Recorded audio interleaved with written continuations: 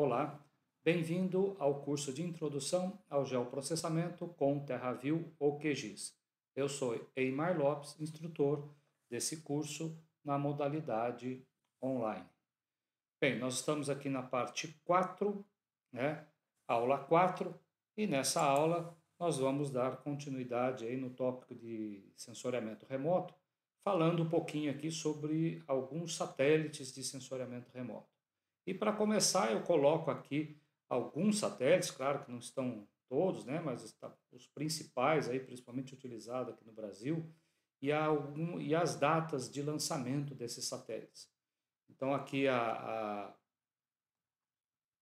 esquerda aqui nós temos aqui a série de satélites Landsat, né, desde o 1, o Landsat 5, né, o 7, o 8, que são, né, principalmente o 8 que ainda e o 7 e 8 que ainda estão ativos, né? E recentemente foi lançado o Landsat 9, né? O ano passado aí a gente teve a notícia de sucesso aí do Landsat 9. Aqui a série de satélites, né, que o Brasil desenvolve, né, que é o Cibers. Então a data aqui do Cibers 1, 2, 4, 4A e mais recente agora o Amazônia, né? Então ativos a gente tem aí o Amazônia, o Cibers 4A e o Cibers 4. São todos satélites aí desenvolvidos pelo Brasil. No caso do Cibers, a gente vai ver a parceria com os chineses, né? No caso do Amazônia, toda a tecnologia nacional, porém o foguete lançador não foi do Brasil, né? A gente ainda não tem essa tecnologia no Brasil para lançar o satélite. Aproveitei e coloquei aqui embaixo também a série de satélites do SPOT. Claro que todos eles já não estão mais ativos, mas eu coloquei porque é uma série histórica muito importante. E o ano passado eles colocaram disponíveis todo o acervo de imagens do SPOT. Então perceba que desde 86 até 2002, até um pouco mais 2002, né, porque aqui é a data de lançamento, no final aí a gente mostra a data de final desses satélites, mas é um acervo muito importante aí para mapeamentos, né, históricos, aí dá para fazer muita coisa com essas imagens. Coloquei aqui também o Sentinel, né, que é basicamente dividido aí em satélites de radar, de micro-onda, né, que é 1A, 1B, e o Sentinel 2A, 2B, na faixa aí do visível infravermelho, sistema óptico, né, para fins de mapeamento, monitoramento também muito importante, muito usado aqui no Brasil. Depois aqui à direita eu já coloco alguns satélites mais de fins comerciais, né, que é o RapidEye, QuickBird, WorldView, GeoEye, o Ícone, são basicamente satélites de alta resolução onde as imagens são comercializadas, né? Coloquei aqui também as imagens de alguns satélites meteorológicos, né, que é o caso do GOES, americano, né, e o Meteosat europeu, né, são duas séries aí constituídas de várias satélites, né? E aqui no Brasil praticamente a gente tem através do INPE aqui, a gente recebe as imagens do GOES, né, mas tem também estações aí de baixo custo para receber imagens de Meteosat espalhada pelo Brasil também, através de instituições que têm um interesse, né, em usar esse satélite meteorológico. Coloquei aqui também o RadarSat, né, canadense, TerraSAR, que também é radar, e a ALOS 3, né, que é um sensor aí de óptico também muito importante, lançado recentemente, aí em 2021. Tá bom? Claro, a gente não vai tratar de todos esses satélites, porque o espectro de satélites é enorme, né? Aqui é só um aperitivo do que a gente tem, né? E aí, nessa videoaula, a gente vai focar um pouco mais naqueles de domínio aqui do Brasil, né? Especialmente aqui, administrados aqui pelo INPE, né? Então, nós temos um catálogo online, onde você pode se cadastrar para fazer download, né, gratuitamente de satélites brasileiros e não brasileiros, né, que foram recebidas as imagens através de antenas aqui no Brasil. Tá? Então, no endereço www.dgi.imp.br, você cai aqui nesse catálogo e você tem basicamente três divisões aqui desses catálogos, né? Para Cibers 4A e Amazônia 1 é esse primeiro catálogo. Aqui você tem o Aqua, Demos, Cibers 4, Landsat 8, NOAA, ResourceSat, né? Vários satélites aqui nesse segundo catálogo. E depois tem um outro catálogo mais antigo, que tem as imagens do Cibers 2, 2B, Landsat 1, 2, 3, 5, 7, né, que estão aqui nesse terceiro catálogo, ok? Então, ao longo do tempo foram contratos diferentes, então por isso que acabou gerando aí diferentes catálogos aqui dentro do INPE, né? Bom, então o endereço são esses daqui, a constelação de satélites que está disponível em cada um deles, né? E a gente vai falar um pouquinho deles aqui, principalmente os do Cibers, ok? Então, catálogo do Cibers, ao entrar aqui na CDSR, nesse primeiro catálogo, você tem todos os satélites aqui, e dependendo do que você escolher, ele já também te direciona para o catálogo específico, né? Então, aqui você tem que fazer um cadastro, né? Fornecer os dados básicos ali para poder entrar e fazer o download ou receber uma mensagem ali no teu e-mail com o link para poder baixar as imagens, né? Você recebe as imagens todas já corrigidas no formato GeoTIFF para poder trabalhar em qualquer software de geoprocessamento. Aqui no caso de um dos catálogos, né? Então, normalmente você vem aqui, escolhe o satélite, escolhe o sensor, escolhe o período, define uma porcentagem de cobertura de nuvens. Então, é como se você dividisse em 4 cada cena do satélite.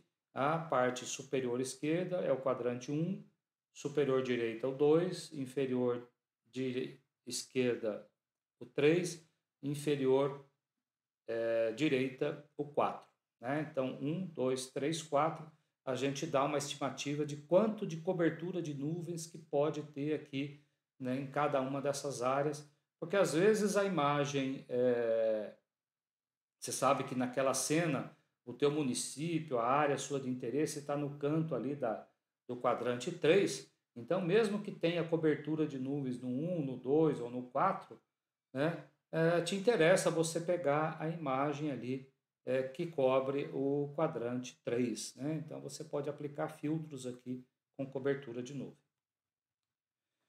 Aqui o exemplo do catálogo que tem as imagens do Cibers 4A e agora também do Amazônia. A gente vai ver que para cada sensor desse satélite, né, você tem os níveis de correção.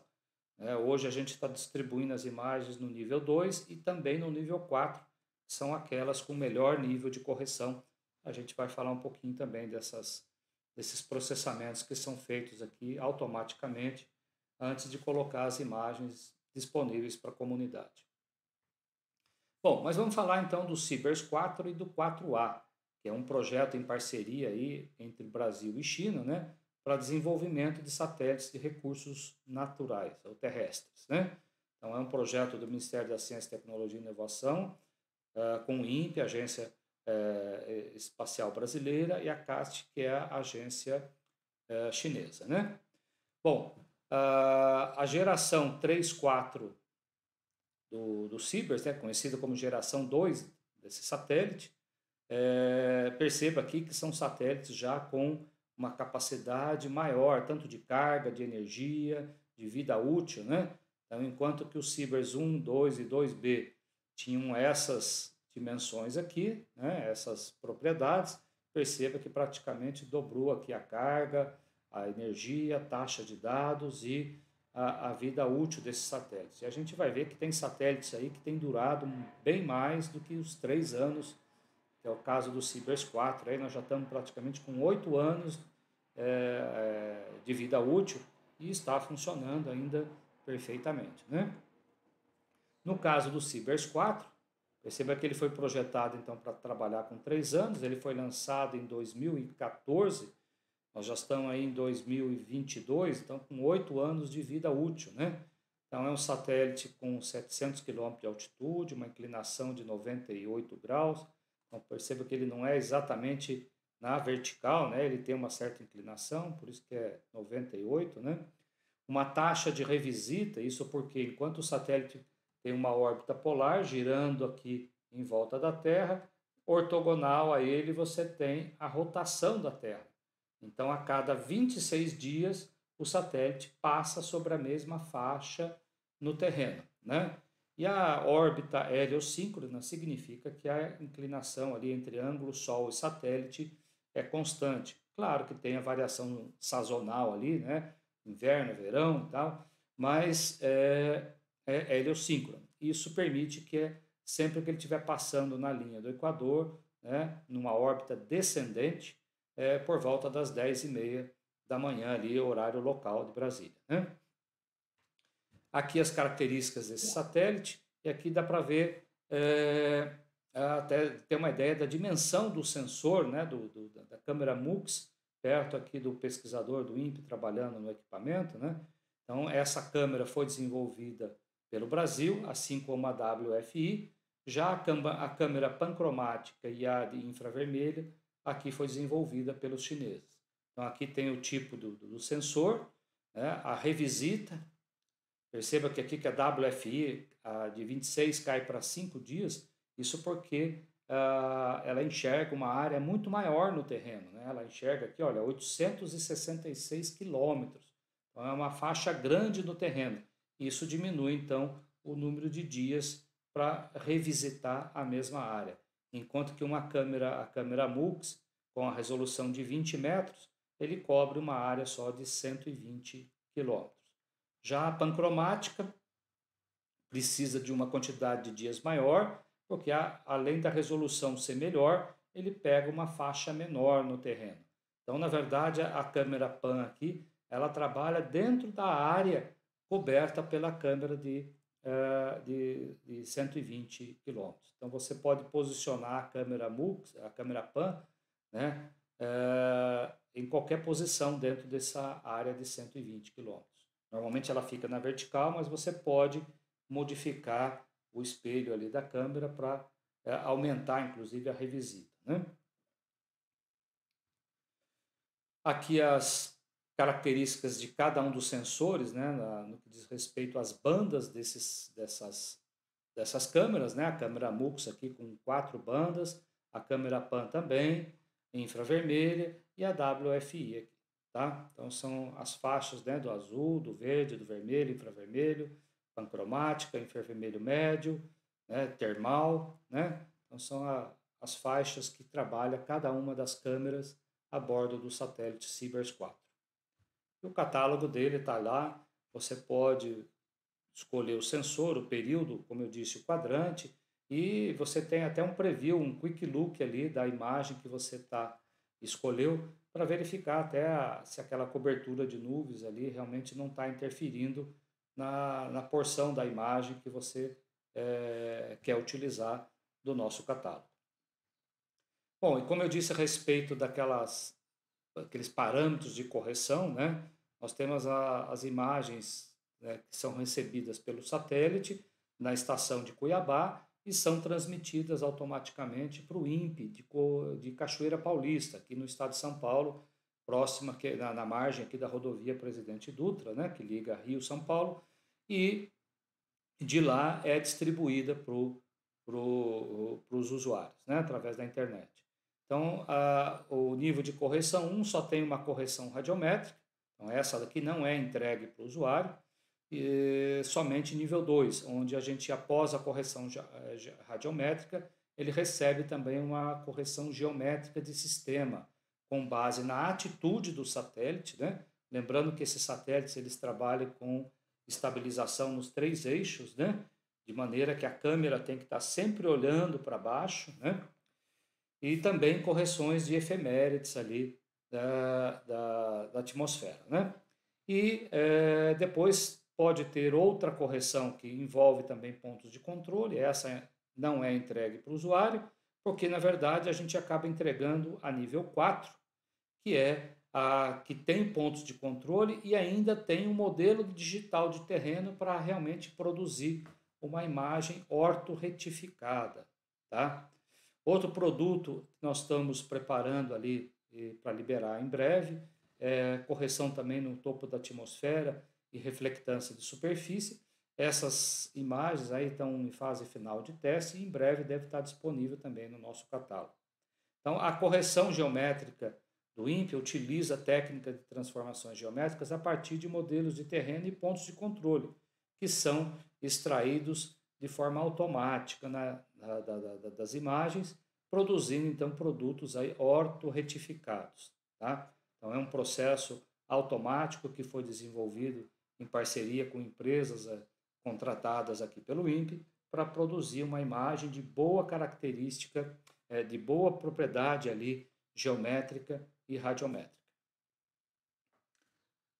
Depois nós tivemos aqui o sensor, né, o satélite Sibers 4A. Na verdade, foi um reuso de toda a infraestrutura que já existia do Sibers 4, né, onde foi incluída a câmera aqui WPM, que a gente vai ver que é uma novidade, é uma câmera de alta resolução, muito interessante aí já para poder trabalhar até detalhes aí na área urbana, né? Então aqui é só uma maquete da estrutura do satélite, também heliosíncrona, com essa altitude, essa inclinação, uma taxa de revisita de 31 dias, a passagem na linha do Equador por volta das 10h30 e foi lançado em 2019, né? Final de 2019. A câmera, nós temos 3 câmeras, né? Que é a MUX, WPM e WFI. Então perceba que a câmera WPM é a câmera desenvolvida pelos chineses e as outras duas aqui pelo Brasil. Mas é nessa WPM que a gente tem um sensor de 8 metros de resolução, tá? Com uma revisita de 31 dias. E a pancromática de 8 metros. Então já dá para fazer aqui fusão de bandas e ter imagens coloridas muito interessantes aqui que a gente vai ver, ok? Mas ainda tem a câmera MUX e também tem a mesma câmera WFI do Sibers 4, ok? Com a resolução aí de 55 metros. Aqui o intervalo de comprimento de onda, né, na luz do visível, azul, verde e vermelho, e depois infravermelho e pancromático. Então essas são as bandas desses 3 sensores a bordo do Sibers 4A. E para ter uma ideia aqui do tamanho do satélite, né, próximo aqui ao pesquisador que está trabalhando aqui na infraestrutura dele, né, olha o tamanho da caixa aqui do satélite. E ele todo aberto aqui, sendo testado, os equipamentos sendo testados aqui no laboratório de integração e testes, que fica aqui em Cachoeira Paulista. Desculpa, que fica em São José dos Campos, no INPE, que é a sede aqui na nossa cidade, tá? Onde eu fico.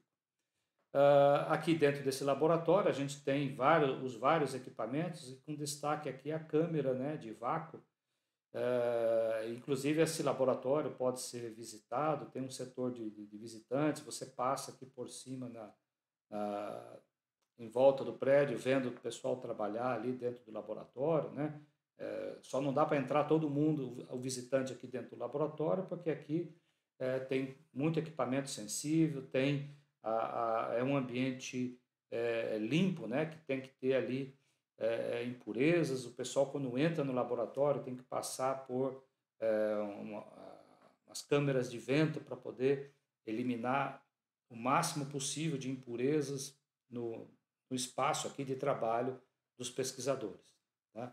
E essa câmera foi montada já há algum tempinho, mas ela permite hoje que a gente coloque o satélite completamente, né, montado inteiro aqui dentro da câmera para poder fazer os testes, né, tanto de temperatura e ausência de gravidade, para simular as condições lá depois quando estiver em órbita, né?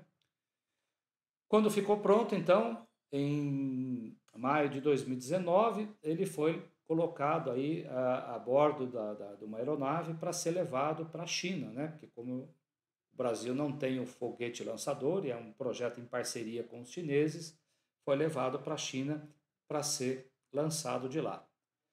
Depois, aqui em 4 de novembro de 2019, ele foi transportado, então, né, por trem, né, até a base de lançamento.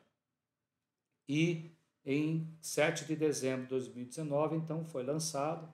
Vocês têm aí vídeos que ficam aí disponíveis no YouTube e pode assistir, então, o lançamento desse satélite aí pela agência chinesa, né? Bom, e agora vamos falar um pouquinho sobre a série Amazônia, né, que é uma plataforma multimissão, um projeto do INPE com a Agência Espacial Brasileira, né, tecnologia toda nacional, para construir, né, vários satélites, o Amazônia 1, Amazônia 1B e Amazônia 2. O Amazônia 1 já foi lançado, o 1B, né, está marcado aqui 2022, né, mas preciso verificar ainda se realmente essa data aqui, esse ano aqui ainda vai ser possível ser lançado, né? É muito comum aí ter esses atrasos em lançamento, porque principalmente por questões orçamentárias a gente pode estar tendo que alterar, corrigir essas datas, né? Então aqui o tamanho do Amazônia 1, já aqui com o painel solar dobrado, né? Depois que ele é colocado no espaço, esse painel aqui abre para justamente receber energia solar para manter os equipamentos a bordo funcionando ali corretamente, né? Então aqui também ele dentro da câmara de vácuo sendo testada no LIT aqui de São José, e depois quando ele foi para a Índia, né? Então aqui foi na verdade um contrato que foi pago aí pela agência indiana, que levou então o Amazônia 1 para o espaço. Então nós temos aí também vídeos que estão no YouTube, aí que a equipe do INPE que teve em visita lá na Índia, de onde foi lançado o satélite. Também com sucesso, né? Esse satélite, então, o Amazônia 1, ele tem um único sensor a bordo, que é o AWFI, que é uma câmera, né, também de tecnologia toda nacional, com esses comprimentos de onda das 4 bandas, com essa resolução, essa faixa de cobertura e uma revisita de 5 dias.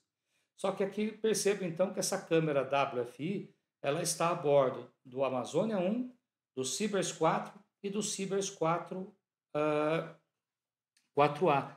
E com isso, então, a gente consegue ter uma revisita maior aí do território brasileiro, né, sendo imagiado com praticamente o mesmo tipo, o mesmo sensor, né? Muda às vezes um pouquinho aqui a resolução, mas é a mesma câmera, né, a mesma tecnologia, e com isso você aumenta a frequência de monitoramentos, como é o trabalho que a gente desenvolve aqui no projeto PRODES, né, para monitoramento da Amazônia, né?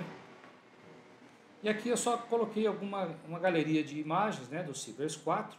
Está aqui o exemplo de um reservatório de Furnas, né, no Brasil, na Amazônia, na Bolívia. É isso porque a antena nossa ainda cobre países aqui da América Latina, né, Estados Unidos. No caso aqui dos Estados Unidos, a gente tem então um gravador a bordo, e depois, quando o satélite estiver passando sobre o território brasileiro, ele descarrega aquela imagem que foi gravada a bordo do satélite. Aqui a câmera WFI mostrando a divisa aqui entre São Paulo e Minas.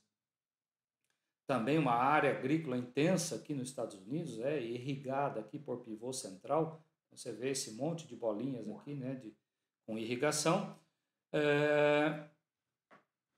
E aqui a câmera WFI também gravou a bordo imagens aí do Parque Yellowstone, nos Estados Unidos. Aqui a região do Xingu, norte do Brasil, também uma área agrícola aqui no Brasil, né? Região de Unai, região do Pantanal, né? Aqui com áreas alagadas aqui no Pantanal, também no Pantanal Mato Grossense. Brasília, que já é uma fusão da pancromática com a multiespectral, colocando então aqui um produto também muito interessante, né, que é fazendo a fusão de bandas, né? Também a gente vai ver no curso como realizar esse tipo de técnica. Aqui a câmera MUX, né, em Sobradinho, na Bahia, Bacia do Congo, na África, fitoplânctons aqui no litoral de São Paulo. Então perceba que a câmera WFI com destaque aqui numa época do ano aqui com uma intensidade grande de fitoplânctons próximo ao litoral. E depois aqui Sibers 4A, né, com a câmera de alta resolução de 4 metros aí, mostrando detalhes aí de uma embarcação que naufragou. Depois aqui naquela explosão em Beirute, no Líbano. Aqui a cidade de São Sebastião. E do Amazônia 1 aqui, a WFI também do litoral de São Paulo, pegando aqui Ilha Bela, a Grande São Paulo, Santos, Ubatuba, Caraguá, todo o litoral aqui.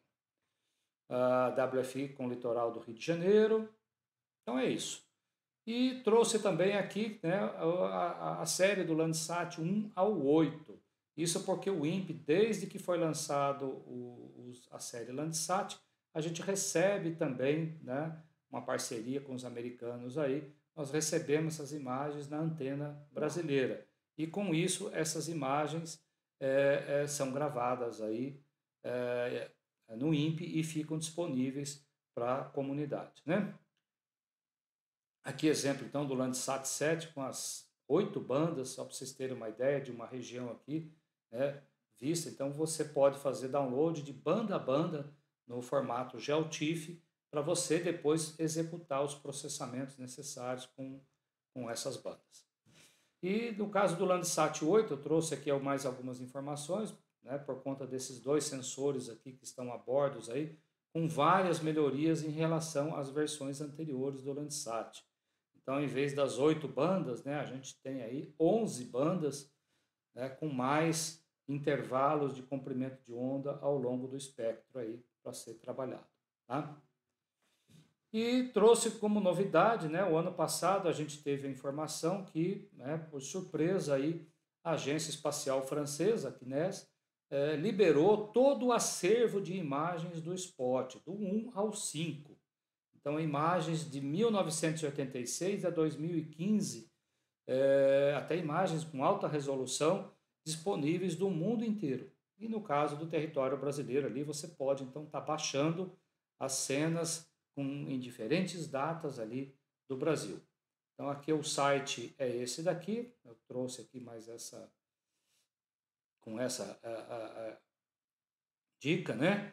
E aí aqui só uma ideia da série do Spot, né? Praticamente 1, 2, 3 era do mesmo tamanho, depois o Spot 4 ele já é um pouquinho maior e o Spot 5 maior ainda, né? Então essa para você ter uma ideia da configuração desse sensor. No caso do Spot, né? Você tem essa frequência temporal, né, de 2 a 3 dias, isso porque também, além de poder trabalhar na vertical, ele tem um sistema de espelho para poder, com 2 câmeras, poder fazer inclusive estereoscopia, né? Aqui a órbita descendente, aí, passando em torno de 10h30 da manhã, essa faixa de altitude, o período aqui de revolução, né, em volta da Terra, de 101 minutos, de 26 dias, tá? E uma área de 60 por 60 quilômetros, né? Então, a primeira geração do 1 ao 3, com os sensores 1 e 2, com uma câmera pancromática de 10 e a multispectral de 20.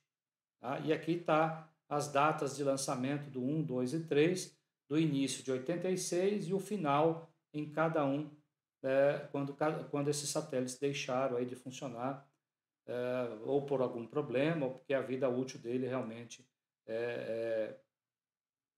foi atingida, né? A geração 2, que é o Spot 4, também com a câmera de pancromática multispectral, com esses comprimentos de onda, de 98 a 2013. E por último aqui, a terceira geração do Spot 5, esse já leva a bordo aqui uma câmera de 2,5 metros de resolução e a multispectral de 5 metros. Com isso, então, você tem também um sensor aí interessante aí para trabalhar já coisas na área urbana, né? E esse passou a funcionar foi lançado em 2002 e ficou ativo aí até 2015, tá? Então tá aqui os comprimentos de onda da banda de 10 metros, multispectral, e a pancromática, né, que pode ser de 5 metros ou 2,5 metros, dependendo aí do modo de aquisição. Ok?